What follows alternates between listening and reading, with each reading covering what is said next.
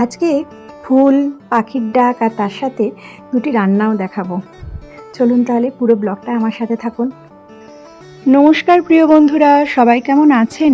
আমি দেবলীনা আমার ছোট্ট একটি ব্লগে আপনাদের সকলকে স্বাগত জানাই। আজকে বাগানে 3টে জবা একসাথে ফুটেছে। আর এই যে পাখির ডাকটা শুনতে পাচ্ছেন, কি পাখির ডাক বলুন তো? জানেন কি? আমরা বলি ডাক পাখি। এরা খুব বেশি উঠতে পারে না, হেঁটে হেঁটেই পুরো বাগানটা প্রায় আমাদের ঘোরে, আর একটু একটু করে ওড়ে, জলের কাছাকাছি থাকে। আর এই পাখিগুলো বেশ ডাকে, ভালো লাগে। এদেরকে এখানে ডাক পাখি বলে। তো চলুন পাখিটা আপনাদের দেখাই। কিন্তু পাখিটা হঠাৎ করেই দেখলাম আজকে আমাদের আমড়া গাছে উঠে আছে, জানেন? দেখাচ্ছি, চলুন। এই দেখুন,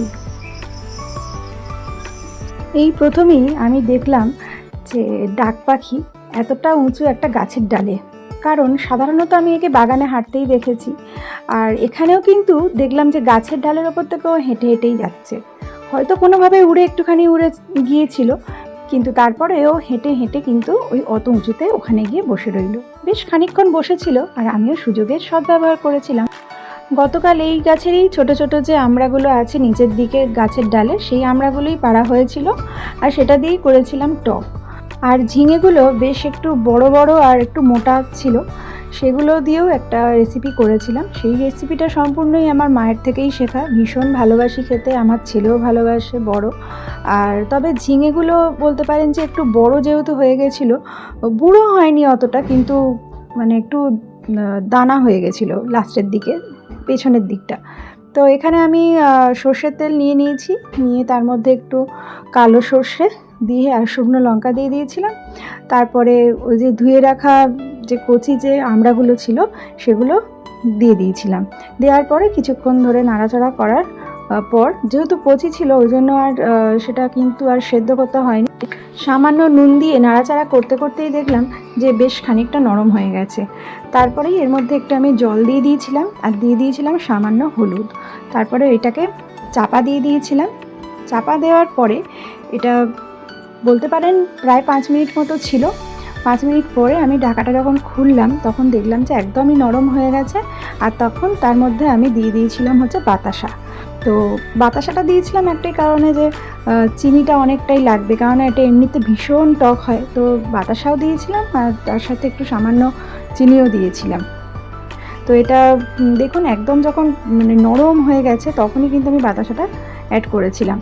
তো এইভাবেই খুব চটপট এই রান্নাটাও হয়ে যায়। আর চটজলদি বেশ একটা টক হলে কিন্তু গরমকালে মন্দ লাগে না, কি বলেন? তবে এই শুকনো লঙ্কাটা কিন্তু তুলে নিয়েছিলাম, কেননা এই শুকনো লঙ্কাটার জন্য কিন্তু একটু মানে বেশি ঝাল হয়ে যাচ্ছিলো। তো সেক্ষেত্রে আমি এটা তুলে নিয়েছিলাম, নিয়ে আবার পরে সেটা আমি দিতেও ভুলে গেছি। তো যাই হোক, কেননা যেহেতু ছেলে খাবে তো সেই কারণেই। তো এরপরে আমি করে নিয়েছিলাম ঝিঙের ঝোল। তো ঝিঙের ঝোল মানে সাধারণত যে জিরে বাটা দিয়ে যে ঝোল হয় সেটা কিন্তু নয়। ঝিঙের ঝোলটা করেছিলাম হচ্ছে পোস্ত বাটা, দুধ, এরকম কিছু উপকরণ দিয়ে। চলুন সবটা দেখাই। এই দেখুন ঝিঙেগুলো দেখতে পাচ্ছেন যে সামান্য একটু দানাটা হয়েছে। তো কিছু করার নেই, তা নাহলে অনেকটাই ঝিঙে হয়ে গেছিলো। তবুও এই রান্নাটা করলে ছেলে কিন্তু বেশ ভালোই তৃপ্তি করে খাবে। আমার ছেলে, বর আর আমি সবাই এই রেসিপিটাই ভীষণ ভালোবাসি। এটা হচ্ছে আমার মাই আমাকে শিখিয়েছিল। তো এর জন্য মাখনও নিয়ে নিয়েছি ঘি, দুধ, আর নিয়েছি হচ্ছে পোস্ত, একটু সামান্য আদা বাটা। আর তো দেখলেন নিয়েছি কালো সর্ষে। তো এখানে কড়াইতে তেলটা গরম হয়ে যেতেই এর মধ্যে ঢেলে দিয়েছিলাম কালো সর্ষে। তবে খেয়াল করেছেন কি, এখানে কিন্তু ঝিঙেগুলো আমি চাকা চাকা করে কেটেছি। এই রান্নাটা করতে গেলে আপনাকে কিন্তু ঝিঙেগুলোকে চাকা চাকা করেই কাটতে হবে, তবেই কিন্তু এই রান্নার একটা আলাদা স্বাদ পাবেন। ঝিঙের খোসা ছাড়িয়ে জলে ধুয়ে নিয়েছি, তারপরে কিন্তু এটা চাকা করে কেটেছি। কারণ তারপরে যদি আমি আবার জলে দিই, ঝিঙের মধ্যে কিন্তু এমনিতেই জল থাকে। তো সেই কারণে ঝিঙেগুলো বেশ একদম ঝরঝরে হয়ে যাবে। তারপরেই যখন তেলে দেবেন দেখবেন যে খুব তাড়াতাড়ি করে এই ঝিঙেটা ভাজা হয়ে যাচ্ছে। আর গ্যাসের ফ্লেম কিন্তু একদমই জোরে ছিল, যদি কমিয়ে রাখা হয় তাহলে কিন্তু এর মধ্যে থেকে জল কাটতে শুরু করবে, ভাজাটা ঠিকভাবে হবে না। এইভাবে কিছুক্ষণ ধরে নাড়াচাড়া করার পরে আমি এতে সামান্য নুন দিয়ে দিয়েছিলাম, তার সাথে দিয়েছিলাম হচ্ছে আদা। এইভাবে বেশ কিছুক্ষণ নাড়াচাড়া করতে হবে, কারণ এটা নাড়াচাড়া না করলে আদার একটা কাঁচা গন্ধ আছে, সেটা কিন্তু যাবে না। তো আদার কাঁচা গন্ধটাও চলে যাবে আর ঝিঙেগুলো একটু ব্রাউনিশ মতো হয়ে যাবে, নরম হয়ে যাবে। ঠিক তার আগে পর্যন্তই কিন্তু ঝিঙেগুলোকে নাড়তে হবে। যতক্ষণ ওটা হচ্ছিল আমি গ্যাসটা কমিয়ে দিলাম। আর এদিকে যেহেতু আমার পোস্তটা বাটা ছিল না, তো সেহেতু আমি পোস্তটা বেটে নিয়েছিলাম। প্রথমে পোস্তটাকে নর্মালি একবার ঘুরিয়ে নিতে হবে, তারপরে সামান্য জল দিলেই এত সুন্দর একটা পেস্ট তৈরি হয়ে যাবে। গ্যাসের ফ্লেম কমিয়েই আমি পোস্তটা বেটে নিয়েছিলাম। আর এদিকে দেখুন ঝিঙে কিন্তু একদম নরম হয়ে গেছে। হ্যাঁ, যে দানাগুলো সেগুলো পরবর্তী সময় কিন্তু মুখে লাগেনি। তো যাই হোক, এইভাবে আরেকটু নাড়াচাড়া করে নিয়ে বেটে রাখা পোস্তটাই দিয়ে দিয়েছিলাম।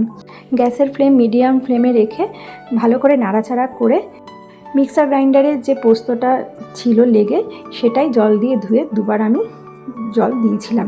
এক্সট্রা করে এখানে কিন্তু আর কোনো জল দেওয়া হবে না। তারপরে গ্যাসের ফ্লেমটা কমিয়ে রেখে একটু নাড়াচাড়া করে রেখে দিয়েছিলাম। অন্যদিকে একটু দুধ গরম করতে দিয়েছিলাম।